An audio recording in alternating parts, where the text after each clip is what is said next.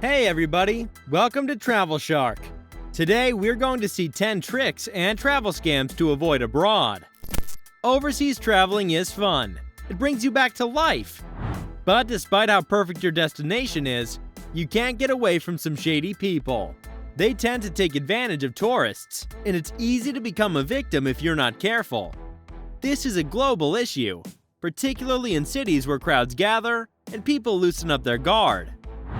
Most who are caught by scams will not report them to relevant authorities as they feel foolish or embarrassed. So let's see the most common scams and then learn some tricks to avoid these and other scams. Number 1. Taxi scams. It is easier to hire a cab or a tuk-tuk to get you to your destination.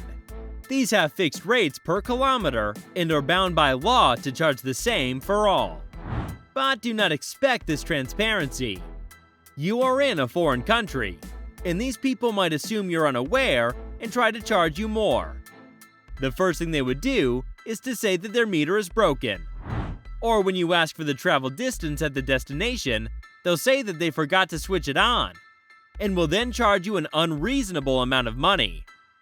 There's no way you could argue if you don't know the standard price and the distance you traveled.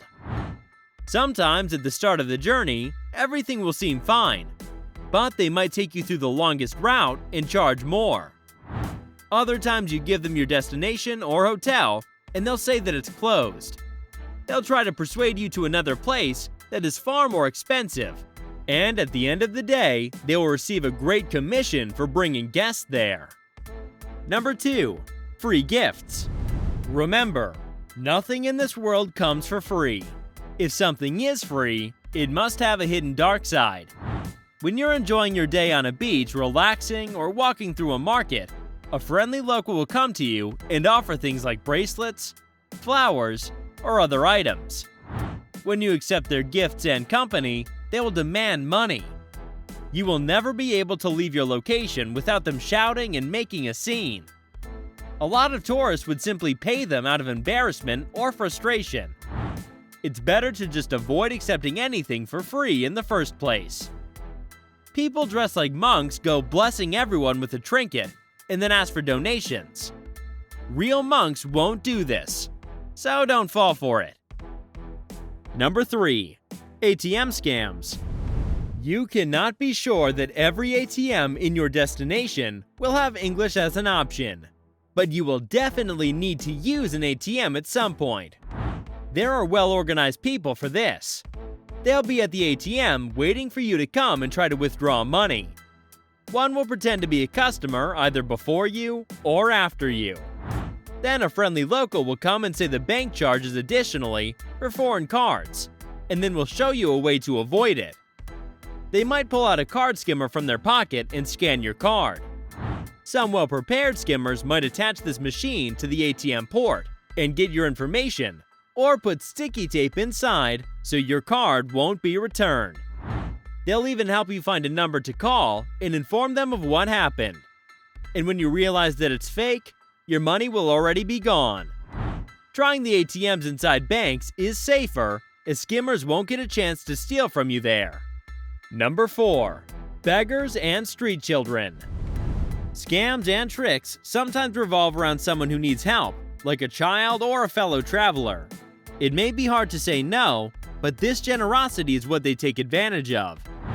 Unfortunately, many children have been recruited by gangs to collect money for them, so they are not the ones who are benefited. The majority of them are young women who frequently approach you holding a baby. Sometimes a partner of the helpless person coming to you is lurking nearby, watching where you keep your wallet. They'll wait for the right moment to pickpocket you later. This is a common occurrence in Southeast Asia and Central and South America. So if you really need to help the helpless, you can make donations to the authentic institutes, but don't risk it every time your heart melts for the needy. Number 5. Bait and switch. While checking out local markets, you will find some attractive places. And once you're in, they will show you everything and try to sell at least one to you. They'll say a lot of stories, like this carpet was made from this material. This is a real gem that you can attach to your ring later. And these are the original handmade souvenirs from our own people. You might even fall for this one as well. You'll get so attached to some of their items and buy them, only to find out later that they're neither authentic nor brand new. Another thing that is common is they switch what you paid for with something that's cheap or bad. You will only realize it when you go home and unpack it, or when you give it as a gift to someone. Do not buy from street vendors selling designer accessories or antiques. You should only buy products from reputable merchants who can show you the original documents of authenticity. So how do you avoid any potential hassles while traveling? Here are some tips and tricks to keep your vacation enjoyable. But first, if you subscribe to our channel and comment below telling us that you did, we will respond to each and every one of you. Number 1. Research the scams before you travel. Traveling overseas doesn't happen overnight, so you have plenty of time to read around and make some calls to the people who have been there before. You'll then know what to expect and how to act in specific situations. Different destinations have different types of scams, and some of them are so hard to identify. Researching is always the best option, so you will know when something's not right. It's easy to get scammed if you don't know about it. So first, learn, and then get ready. Number 2. Always keep in contact with relevant authorities. As we discussed so far, there are people who would take you to different destinations from what you intended to see. They would give you reasons such as that place is closed, it's too far, or there isn't anything to see, and so on. It's natural to fall for it, but you won't if you know who to contact. Most tourist destinations have tourist police, or another legal authority who are bound to provide you information. So before you land, get all those phone numbers and be ready to call and ask them when a friendly local says the place is closed or the hotel you tried was booked. Number 3. Do even more research. Yep, we're saying it twice. By researching and knowing what you're going to do ahead of time, the scammers can't tell you otherwise, so it's your best bet to avoid any travel headaches. If you're going to buy something, figure out how expensive it should be ahead of time. Understand the rules, the opening hours, and what taxes or extra costs that may apply. If you're traveling by cab, look up how far it is and what to see along the way. Google Maps can help you determine your location if needed, so getting a local SIM card for your phone is ideal.